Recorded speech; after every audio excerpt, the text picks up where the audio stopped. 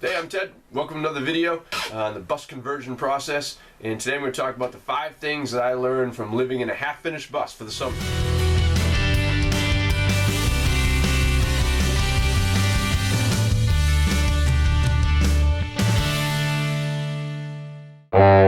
Okay, number 1.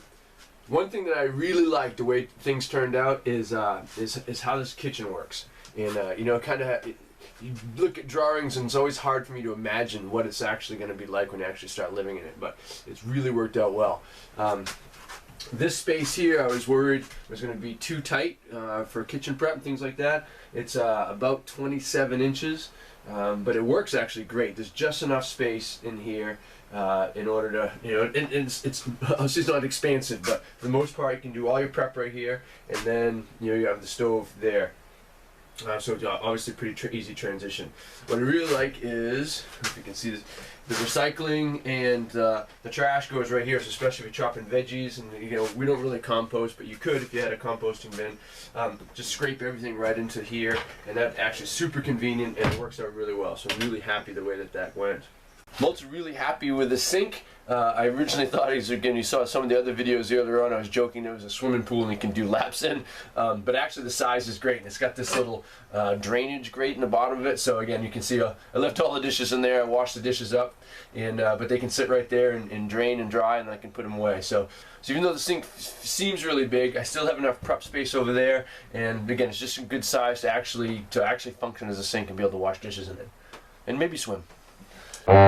The second thing I learned, and again, I wasn't really sure how it was going to work out, but this sort of breakfast nook sitting space actually functions pretty well. So we can fit, you know, 4 people relatively comfortably. Again, we were playing, I haven't built my table yet, but we're playing cards last night there. Worked out great. My daughter and I won. Woohoo!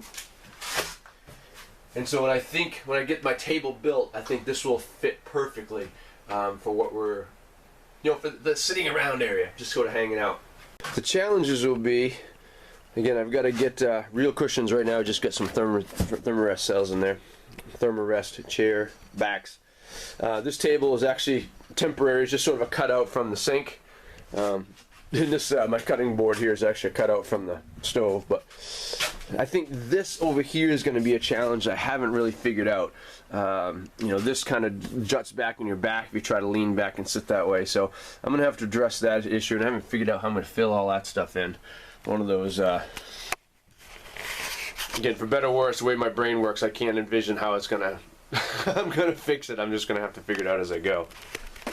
And we'll have to get, right now these are just temporary cushions from an outdoor swing set we had, but I'm going to have to figure that out as well. Get some nice cushions in there. The third thing I learned was an issue of storage, which I have plenty of it, or I will have plenty of it. What I really got to do a better job at is determining what's going to go where. Because I can say, oh, this is going to be a storage bin, but then it just becomes a catch-all for everything. And so I have to sort of figure that out. So down here below the sink here, I've got this cavernous space that really, I need to put like a shelf or something there. I know it's kind of dark, can't see it. And kind of similar over here, I've got these closets, these drawers actually worked out pretty well, but I've got this water heater closet that right now I don't have drawers or shelves in and no space, so stuff gets just thrown there. And in my world, I'm a really good, in fact, I'm an expert thrower of things in places, and then I can't find them.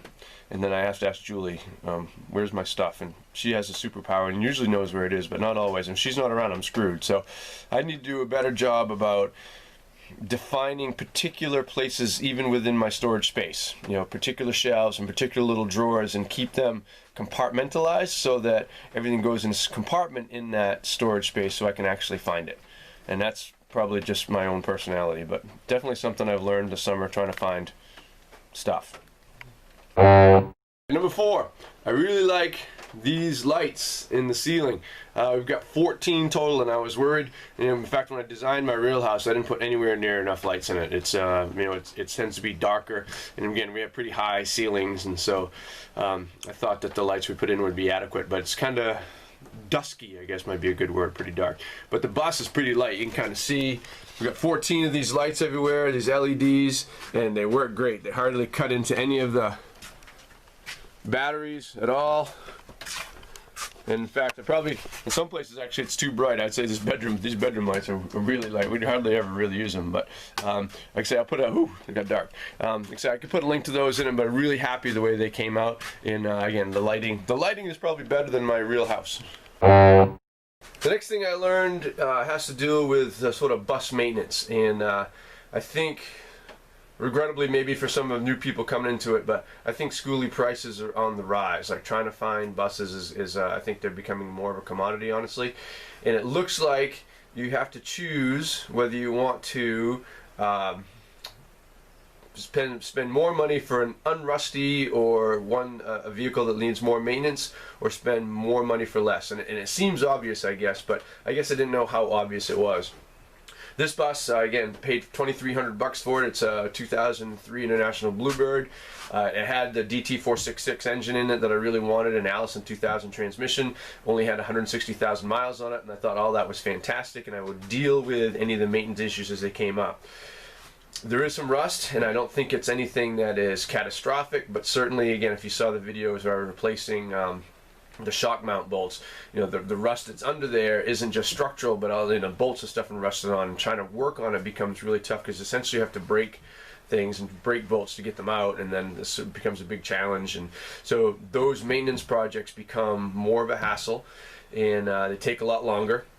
And so I think as you're purchasing your bus, decide whether you have the know-how and the patience to deal with, those sort of rusty and those old issues, and you're happy to do that as part of the process. Or if that's not your skill set and you don't like doing that, then you kind of have to come up, I think, with an extra I'm guessing, kind of looking at what I've seen for prices out there, an extra $3,000 or $4,000 for a bus that is not as rusty or won't require as much maintenance. So something to think about. And I guess for me, it seems to me it's easier for me to generate time than it is to money. So I guess I'll kind of work as a process. Well, I'll learn how to be a mechanic, and I'll try to improve my skills in there, which I have to some degree. But it became it became really real for me as I was wrestling those bolts out. So number 6, a bonus thing that I learned, and I guess this is really valuable.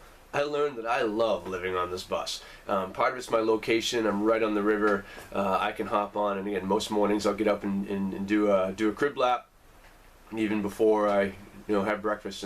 And so this spot is amazing. But I've had to recently go back to work for a week, and then was away from the bus and came back this weekend and thought, oh, it's so good to be here. And just, I don't know, it's just smaller, I guess. It's simpler. Its lifestyle is much more carefree. I don't know how to explain it other than it's just awesome being in this space, and I've really enjoyed that. And I think knowing that earlier on, I think is really valuable. In fact, part of this experiment, I guess it's an experiment, but I encourage you guys, as you're doing your build, go out and spend a weekend in it, play with it, live with it, try to experiment with all these different things, so that as you're in the courses of your build, you can make decisions that are based on reality, the things that you do in your lifestyle, rather than things that are based on somebody else's lifestyle and stuff you've seen on the internet and things like that. So that's the video. Those are the things that I learned over the summer, living in a half-finished bus. It's been wonderful, and I already can't wait for next summer, because I have to go back to the real world for 6 months, for better or worse. But I'll be back, and then I'll be continuing to update you guys on the progress. It's been haven't done a ton of progress on the bus this summer, just because I've been busy and being away from my shop, but I'll be back to it. So thanks for tuning in. Comment, like, share, do those things that you do, and I will see you next time. Thanks for watching.